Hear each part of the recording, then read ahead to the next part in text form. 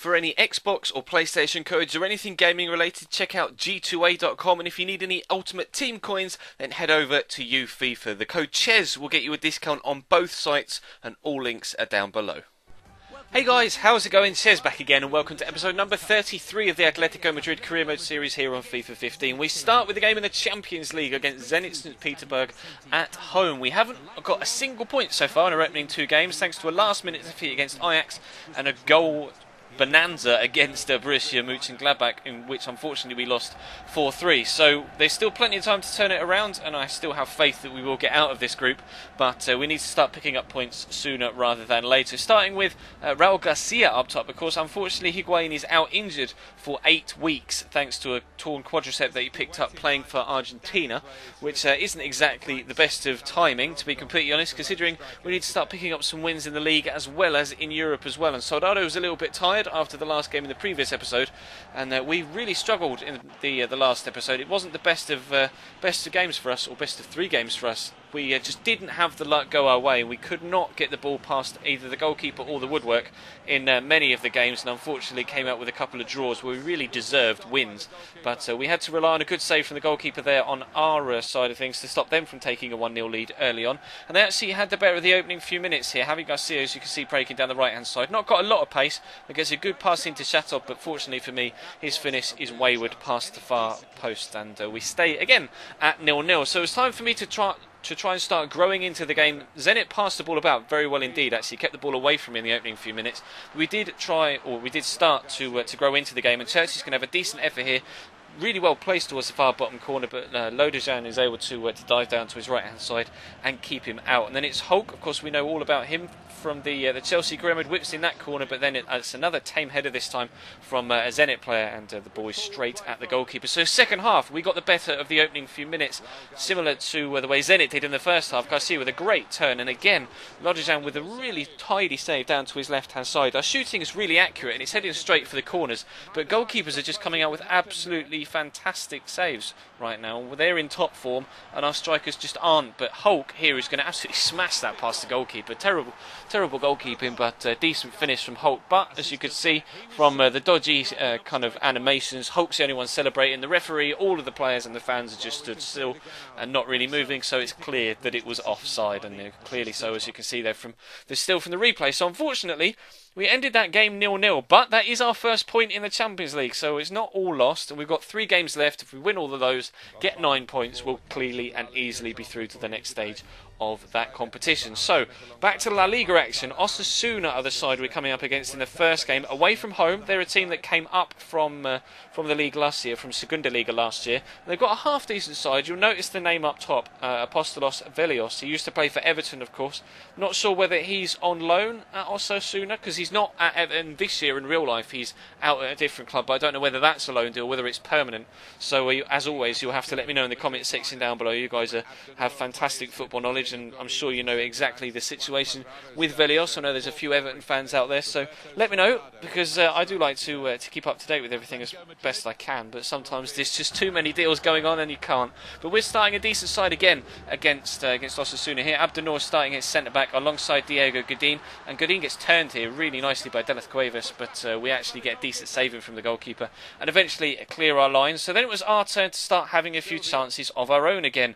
Antoine Griezmann is going to cut inside really nicely here, and there's a man on the edge of the box just waiting for it. There's Saul, and a really tidy finish into the bottom corner gives us a 1-0 lead in the 36th minute. And you'll see from the replay, it's exactly the same as the chances we're having in the Zenit game earlier on.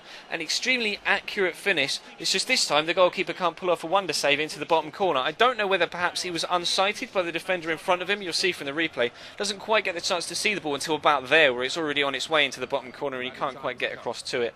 Maybe that was the saving grace for that particular shot, because there wasn't too much power on it from Saul, and I think the goalkeeper would have gotten there had he seen it all the way. But Griezmann gets in behind here. Surely he's just going to slot it down into the bottom corner, but this time the goalkeeper comes up with another top save, diving down to his left hand side, but throws up a really strong right arm and bats the ball away. So we stay with the 1-0 lead for now. But into the second half we go, trying to get a second, and a really beautiful cross into the box from Antoine Griezmann is met with a really good header as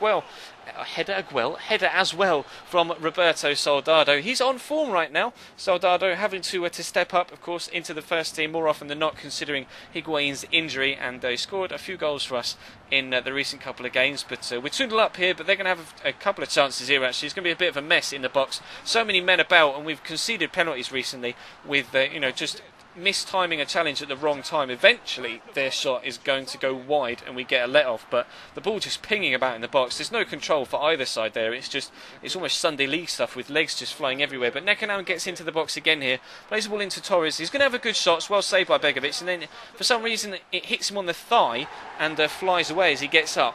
And then after playing it in real time, editing it, I've no idea how this is given as a penalty. You'll see from the replay, Saul comes across quite clearly, toe pokes the ball away from the man. Watch, the right foot goes in, or left foot goes in, bang. The ball goes away, Silva just runs into Saul, but the referee decides that's a foul. They get a penalty, and Cicinho puts it into the back of the net. So unfortunately, we're pegged back to 2-1 with just a few minutes to go. He seemingly was particularly delighted with that penalty, runs off like an absolute idiot, and he was made to look an idiot as well, because we finished the game with the 2-1 win, and it was about time we got a win in the league, because we needed that.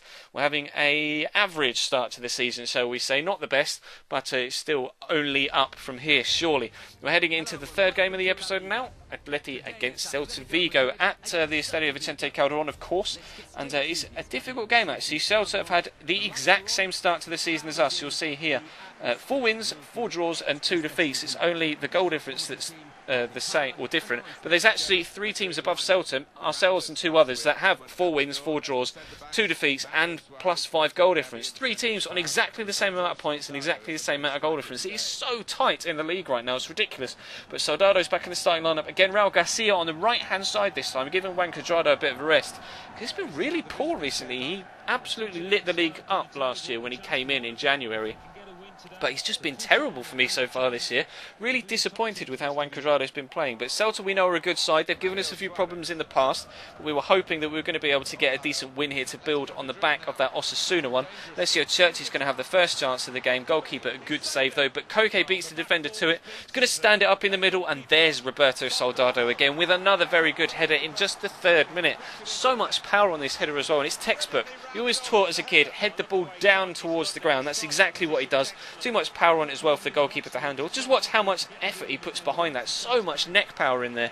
Fantastic header from the Spaniard, and we find ourselves with a good 1-0 lead after just a couple of minutes. And again, hoping to build on that Osasuna result, which was the plan. Lolito here, though, is going to cut inside the defender. Miranda with a terrible attempt at a tackle. Goalkeeper comes out, can't get to the ball first, and Lolito slots it underneath him. So 26 minutes in, we're back at 1-1. But we're going to try and get back in front if we possibly can. Coming up the other end, Koke on the ball again.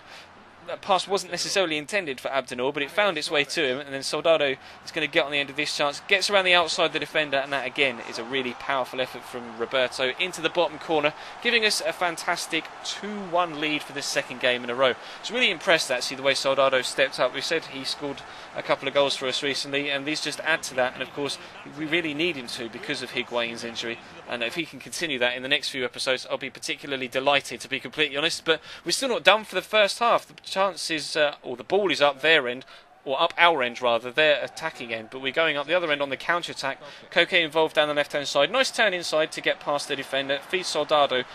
Beautiful ball over the top to Mario Suarez. Defender tries his best to get there, but he can't, and Mario Suarez sends the goalkeeper with the eyes, sends him the wrong way, and tidily slots the ball across the goalkeeper into the bottom corner. So we're 3-1 up just before half-time. Seemingly perfect, but we weren't done for the first half still. Mina is on the ball here, plays it into Hernandez. Now, the goalkeeper, I've no idea initially what happened to Miranda there, but watch the goalkeeper here. The fuck is that all about? You'd have seen on Instagram, if you follow me over there, I Instagrammed that particular incident a couple of days ago. I'm still furious about it. We had Courtois in the Chelsea career mode the other day, come for a cross, turn around and then just run away from the ball. And now, Asmir Begovic has just stood there whilst the ball's just looped over his head. Harmlessly really, and he's just watched it, just gone, oh look, ball, I'm just going to bob on my tippy toes and then watch it go over the back of me and then pretend that I had nothing to do with it. I cannot even begin to portray how furious I was at this game right now, especially considering 5 minutes after the break they went and scored another goal, so we're back at 3-3. So we had a 3-1 lead as we were heading into first half stoppage time, and 7 minutes into the second half it's 3-3. So they made a change, but we're going to have a throw in here in the attacking half.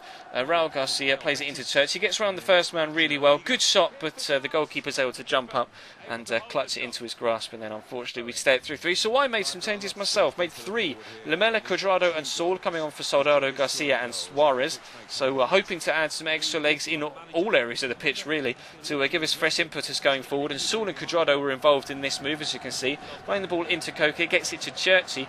Really beautiful turn, then gets chopped, and that is the most clinical of challenges because he's literally just about to pull the trigger with his left foot and put the ball into the bottom corner. And again, not only is it a clinical challenge, it's a crucial challenge as well because it's just outside the box, just the wrong side of the line. A penalty to win it would have been perfect for me, but we've got a free kick 19 yards out, sets it across to Lamela, the other substitute, who hits the outside of the post, and we stay at 3-3. You can see how disappointed he is. I was pretty much double face palming myself as well at this point. The luck has not been with us in this career mode this particular second season. Koke gets a great turn in, shots on target, but it hits his teammate Gabby. The goalkeeper comes and gets it, and that is going to bring the game to a close. So we get a 2-1 win against Osasuna, thankfully, but we should have won that one against Celta, and we should have won the game against Zenit as well. We're really in a tough period right now at Atletico, and I'm not really too sure where it's going to improve. We need Higuain back.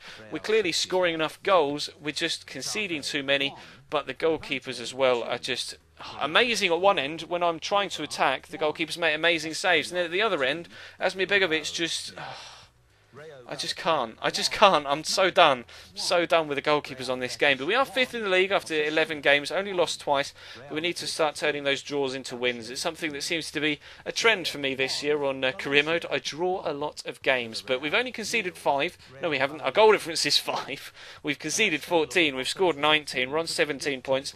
Only a point behind Sevilla in 4th in those Champions League spots, and of course we want to close the gap to those at the top of the table sooner rather than later. But that's going to bring today's episode to a close, guys.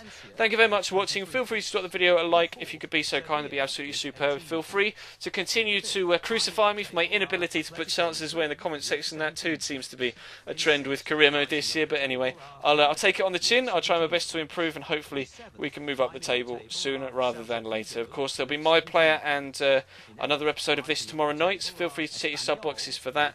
And there was a Chelsea career mode episode went up earlier on today as well. So check the channel page for anything you may have missed over the past couple of days. But for now, that's all from me. Thank you very much for watching, and I'll see you next time.